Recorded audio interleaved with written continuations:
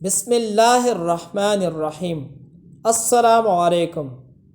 سب سے پہلے گھوڑے کو کس نے تابع کیا؟ اہل عرب کہتے ہیں کہ گھوڑا ایک وحشی جانور تھا۔ اس کو سب سے پہلے حضرت اسماعیل علیہ السلام نے سواری کے لیے استعمال فرمایا۔ اپنے خصائل کی بنا پر گھوڑا تمام جانوروں کے مقابلے میں انسان سے سب سے زیادہ مشابہت رکھتا ہے، اس لیے کہ اس میں کرم، شرافت اور بلند ہمتی جیسے انسانی فضائل موجود ہیں۔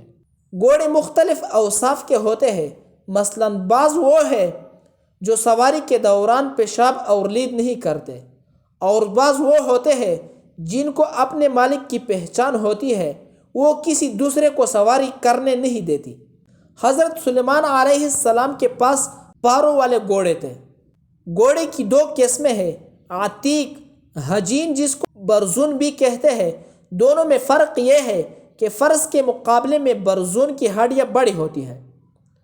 فرس کی ہڈیاں اگرچہ چھوٹی ہوتی ہے لیکن مضبوط ہوتی ہے۔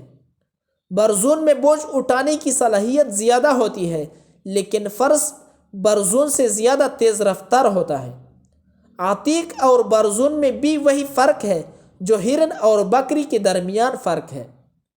عتیق اس گھوڑے کو کہتے ہیں جس کی ماں اور باپ دونوں عربی النسل ہو، کیونکہ یہ تمام عیوب و نقائص سے خالی ہوتا ہے، اس لیے اس کو عتیق کہتے ہیں۔